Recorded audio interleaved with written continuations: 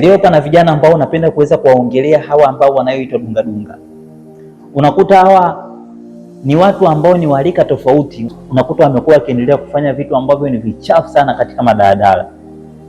Nasema hii kwa sababu nimeweza kukutana na mabinti tofauti tofauti ambao wamekuwa na mikasa namna hii ambayo imewakuta katika usafiri wetu ambao ni wa daladala. Pana mmoja amekuwa akisimulia alikuwa ipo katika usafiri wa daladala akielekea Mbagala. Kama mnavyojua kwamba usafiri wa Mbagala huo unakuwa ni usafiri ambao ni watu wengi. Yaani katika hapa Dar es Salaam eneo ambalo lenye watu wengi ni Mbagala. Mbagala ndio kuna watu wengi kupita eneo lingine lolote ile katika mji wa Dar es Salaam. Na unakuta usafiri wake umekuwa ni changamoto sana, especially mida ile ya asubuhi ambapo watu wanakuwa wanatoka kule Mbagala na kwenda maeneo ya mjini, au mida ile ya jioni ambayo watu wanakuwa wanatoka mjini na kurudi kule Mbagala. Kwa hiyo usafiri wake umekuwa ni changamoto sana. Kwa hiyo dada unakuta zimekuwa zikijaza sana. Kwa hiyo sasa wanao dada alikuwa anatoka anaenda kule Mbagala. Sasa alipokuwa amepanda akagombania hivyo akapata nafasi ya kuweza kuingia katika daladala. Alipoingia katika daladala basi na siti zote zilikuwa zimejaa, akawa amesimama. Alipokuwa amesimama pale baba mwingine mtu mzima tu wa makamu akawa ameingia. Sasa baada ya kugeukia upande mwingine akawa amemgeukia yule dada. Alipomgeukia dada ilikuwa inaenda.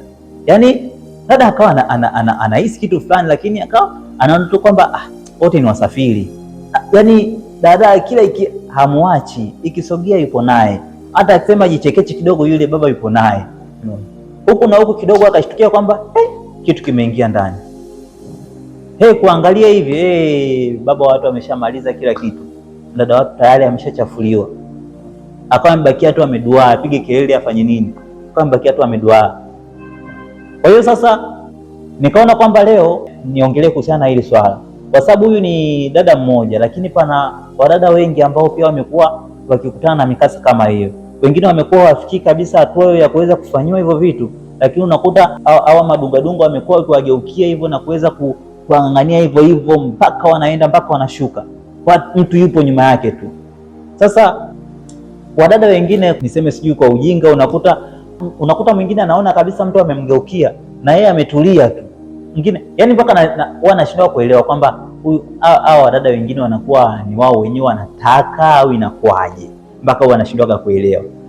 Kwa sababu unakuta kabisa mtu amepanda baada ya kugeukia pande mwingine, mtu amekugeukia wewe na wewe unazidi kuendelea kwenda. Hivi yana shida kuelewa.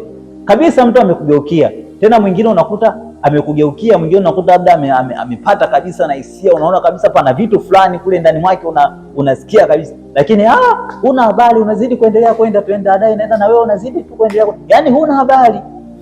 Yana shida kuelewa kwa kweli. Kwa hiyo sasa kitu ambacho ninacho waasa mabinti ni kwamba ukipanda daladala ukifika kama siti zote zimejaa sawa, simama. Ukisimama geukia upande wako wa dirishani. Lakini mtu mwingine ambaye atakayepanda na kuja kusimama, ukiona tu kwamba mtu amesimama nyuma yako, geuka na muangalie kwamba je, amegeukia wapi? Amegeukia upande wangu au amegeukia upande mwingine wa dirishani kule ambako ni dirisha lake. Kama ukiona amegeukia upande wako, mwambie mapema kwamba kwenye daladala ukipanda, sheria za daladala kwamba kila mtu ageukie upande wake, sio kugeukiana au kumgeukia mtu mwingine. Hapana, geukia upande wako.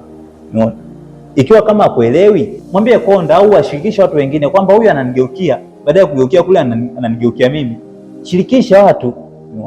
Kama unaona kwamba unamwambia kuelewi, shirikisha watu. Na kama ukiona anageukia kidogo, anageukia dirishani kidogo, anageukia wewe, anageukia kidogo na kurudisha, waambie watu.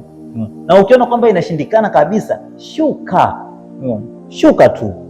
Kwa sababu kusudi kwamba uweze kuepusha matatizo yasije yakakupata yale kama ambayo wengine yamewapata na ikusababishia kwamba matatizo katika maisha yako.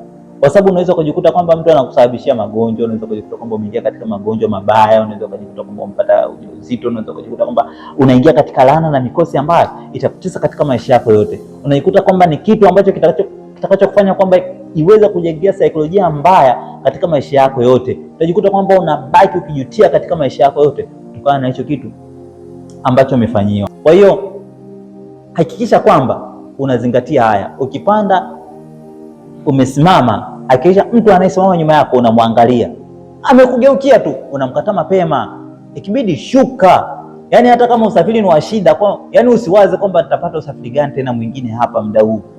Magari yote yatakuja yamejaa. Nakwambia afadhali uchelewe, ufike nyumbani too late, lakini ufike ukiwa salama, kuliko ukawahi na ukafika nyumbani ukiwa na matatizo, ukafika nyumbani yakiwa yamekupata matatizo makubwa ambayo utayajutia katika maisha yako yote. Kwa hiyo kuwa makini, zingatia sana.